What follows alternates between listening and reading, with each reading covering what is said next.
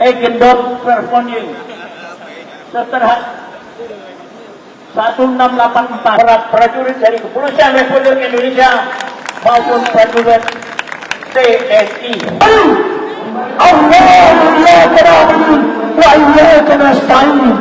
Yang mana saya belum lihat mukanya. Sini Pak, maju Pak. Pengadilan Negeri mengundang Kasat Pol PP DKI Jakarta perwakilan. Sini Pak, merapat. Pengadilan Negeri mengundang pemerintahan daerah provinsi administrasi wali kota Jakarta Pusat atau yang mewakili dari wali kota Jakarta Pusat. Pengadilan Negeri mengundang pemerintahan kota Jakarta Pusat hadir. Ayo Pak, ngerapat sini Pak, nggak apa-apa. Dengan kokoh untuk berteriak tentang hak-hak mereka sebagai anak bangsa. Betul tidak? Mereka berdiri dengan kokoh mengajukan gugatan perbuatan melawan hukum yang dilakukan oleh di situ disebutkan bahwa lengkap kita gugat yaitu Sekretariat Negara, BPN dan lain-lainnya, bahwa tanah ini tidak bisa serta-merta dieksekusi karena ini adalah milik ahli.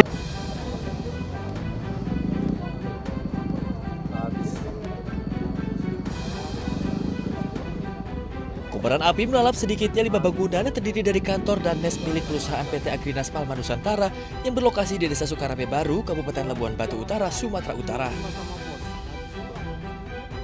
Insiden pembakaran ini diduga menjadi buntut dari tewasnya seorang pria bernama Luis David Huta Barat, 32 tahun, yang diduga meninggal dunia akibat penganiayaan oleh oknum petugas pengawas dan keamanan PT Agrinas Palma Nusantara.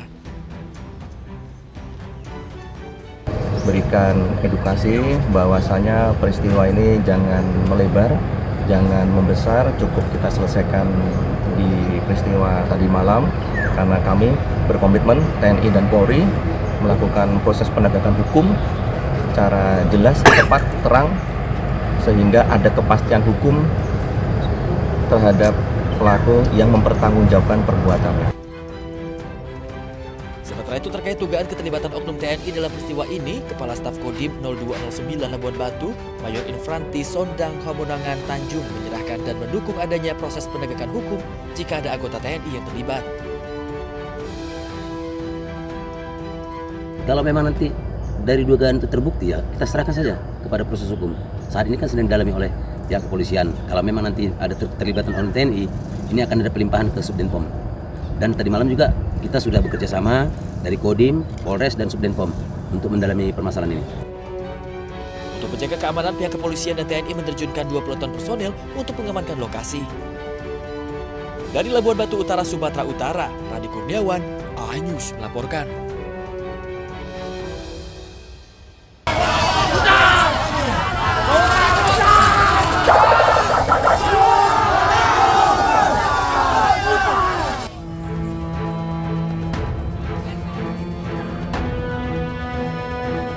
Truk TNI yang hendak melintas di lokasi aksi ini diadang. Mahasiswa dan pendemo langsung mengerumuni sambil meneriaki kata mundur. Personel TNI yang berada di dalam truk sempat berupaya melanjutkan perjalanan dengan menyalakan sirene. Namun massa tetap bertahan di jalan.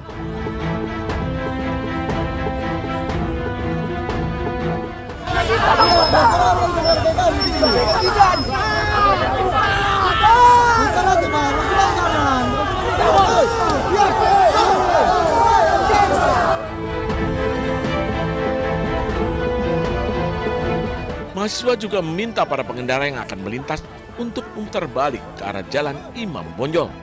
Hanya pengendara sepeda motor dan pengemudi ojek online masih diperbolehkan melintas. Dalam orasinya, massa menyebut mereka tengah memperjuangkan hak rakyat, menuntut mencabut revisi Undang-Undang Polri, evaluasi MBG, serta mengembalikan TNI ke barak. Massa juga meminta masyarakat untuk mendukung aksi dengan mengambil jalur alternatif. Saya kira seharusnya dalam berkendara pun sekali lagi kita juga harus menentukan aturan-aturan yang berlaku. Terkait dengan pemblokiran atau penutupan, saya menghimbau sebaiknya jangan, karena sekali lagi itu dapat mengganggu ya mobilitas maupun juga berbahaya juga untuk keselamatan mahasiswa kan gitu. Setelah sempat tertahan di lokasi, truk TNI akhirnya memutar balik. Sementara mahasiswa kembali melanjutkan unjuk rasa dan orasi di kawasan lapangan Merdeka, Medan. Dari Medan, Sumatera Utara, Ahmad Ridwan Nasution, iNews melaporkan.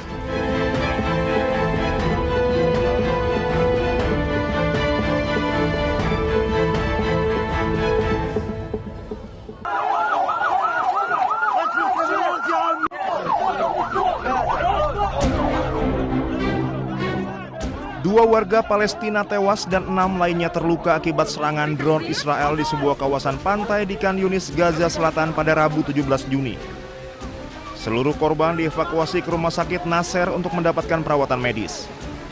Serangan menghantam area pantai yang saat itu dipadati warga sipil. Banyak keluarga Palestina mengungsi di wilayah ini memanfaatkan pantai sebagai tempat berlindung dari cuaca panas serta kondisi kamp pengungsian yang semakin memburuk.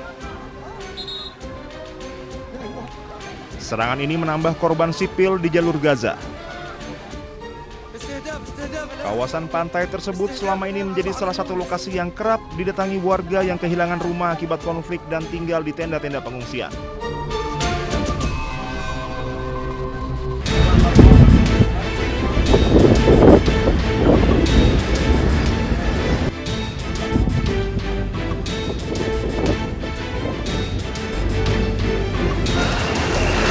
علم هاي بوش محلنا هون استهداف.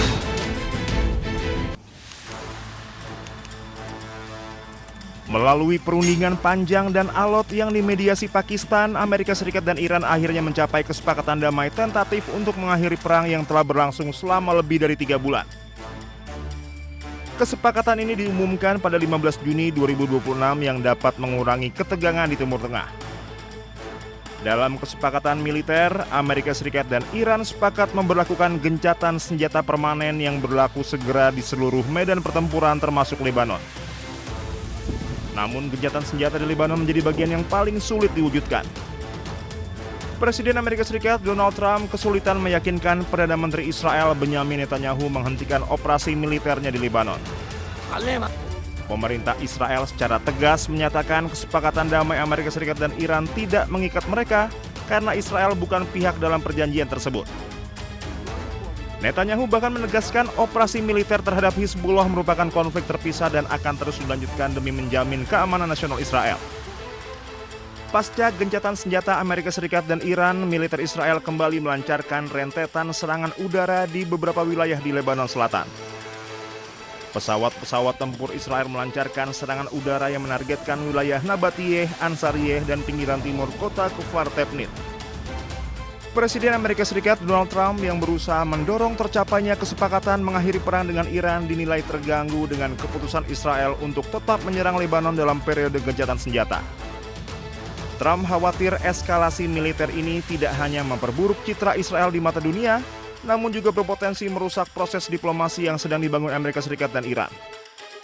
Tak hanya itu, Perdana Menteri Israel Benyamin Netanyahu juga menghadapi tekanan dari publik Israel. Pemerintah Netanyahu dikritik karena gagal melemahkan Iran dan Hizbullah di Lebanon yang dipandang sebagai ancaman terbesar warga Israel.